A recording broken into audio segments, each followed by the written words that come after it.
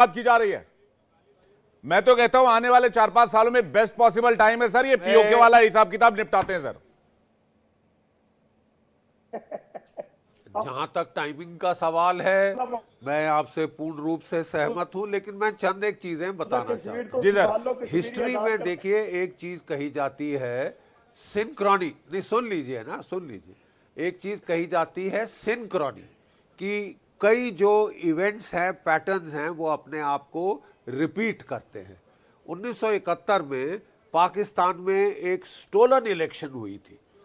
अच्छा। मुजीबुर रहमान की आवामी पार्टी ने फुल मेजॉरिटी हासिल करी थी, लेकिन जनरल मोहम्मद याया खान ने कहा कि मेरे होते कोई बंगाली प्राइम मिनिस्टर नहीं बनेगा पाकिस्तान का। भुट्टो साहब तब उनके फॉरेन मिनिस्टर थे और वो खूब उनको उकसावा दे रहे थे कि how can a Bengali be the prime minister of Pakistan. It was a stolen election, it was a stolen election. बाकी तारीख आप जानते हैं। Now cut to the present.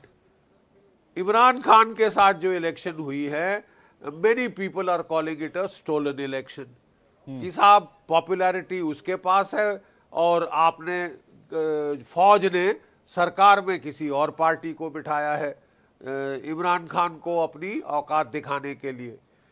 Imran Khan Pathan है, ठीक है साहब।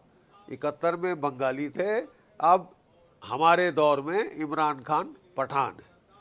पंजाबी पश्तून फॉल्ट लाइन को फीड कर रहा है ये एंग्स्ट, स्टोलन इलेक्शन, ठीक है साहब। ये आपको एक मुल्क के तौर पर महंगी पड़ सकती है दूसरी बार, जैसे कि आपको भारी पड़ी थी ये 1971 में। कोई छुरा घोंपा हमने इलेक्शन नहीं कराई थी, इलेक्शन आपकी फौज ने कराई थी। कहा जा रहा था पहली फ्री एंड फेयर इलेक्शन है पाकिस्तान के इतिहास में, ठीक है साहब। उम्मीद थी पाकिस्तान की फौज को कि हंग असेंबली आएगी, लेकिन टोटल वन साइडेड वर्डिक्ट आ गया, जिससे वो हैरान रह गए।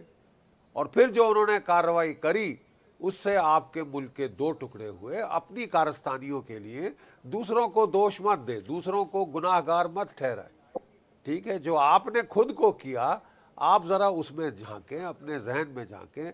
हमदुर रहमान साहब की कमीशन की जो रिपोर्ट है, उसको निकाल के आप जरूर पढ़ें। आप पढ़े लिखे बंदे हैं, मैं आपको कह रहा हूं कि आप जरूर पढ़ें, क्योंकि उसमें जो आपका इतिहास है, जो आपकी तारीख है, उसमें कुछ सबक हैं आपके लिए।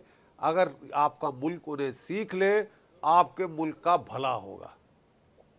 नहीं तो आप खुद अपने पांव पे कुल्हाड़ी मार रहे हैं लगातार लगातार, ठीक है साहब। बलूची पहले आपसे खफा, क्या कहते हैं, गिलगिट बाल्टिस्तान के शिया आपसे खफा, आपके सिंधी आपसे खफा, लेकिन आप अगर पश्तूनों को नाराज कर लेंगे, जो कि आपने कर लिया है, तो आपको लेने के देने पड़ सकते हैं। ये एक ऐसी फॉल्ट लाइन है जो पाकिस्तान को इंडस के बाउंड्री के साथ साथ तोड़ सकती है। अब मैं थोड़ा सा जवाब दूंगा।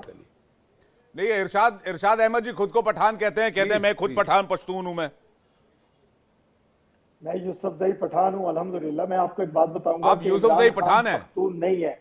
आप सुने जी, इमरान खान पख्तून नहीं है, वो नियाजी है, नियाजी पख्तून नहीं होते। मैं यूसुफजई पठान हूं, ठीक है। मैं पंजाब में पैदा हुआ, मेरे पेरेंट्स माइग्रेट करके आए थे। तो दूसरी बात यह है कि जिस तरह जनरल साहब हमें डिवाइड करने की कोशिश कर रहे हैं, कभी बलोच की बात करते हैं, कभी पश्तून की बात करते हैं, कभी सिंधी की बात करते हैं, कभी पंजाबी की बात करते हैं, और मैं बात करता हूं पाकिस्तान की, कि हम सब पाकिस्तानी हैं। आपके कहने से, आपके सोचने से हम एक दूसरे से अलहदा नहीं हो सकते। लेकिन इरशाद भाई एक बात बताइएगा, अगर आप पश्तून हैं तो आप पश्तो बोलते हैं, उर्दू बोलते हैं?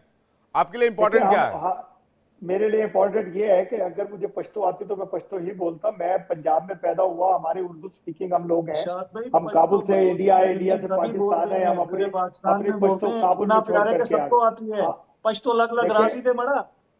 हाँ, तो मैं वही ना, मैं एक बात कर रहा हूँ कि अगर मुझे पश्तो आती, मैं पश्तो बोलता। मेरे भाइयों को पश्तो आती है, मुझे नहीं आती। तो हम एक जान है, एक पाकिस्तान है। उसमें कोई जितनी भी आप कोशिश कर रहे हैं, हमें डिवाइड करवा नहीं सकता कोई भी दुनिया का इंसान, कोई भी दुनिया की ताकत जब तक अल्लाह ताला ना चाहे हम इकट्ठे हैं और इकट्ठे रहेंगे। इकट्ठे रहने के लिए पाकिस्तान बना और पाकिस्तान बना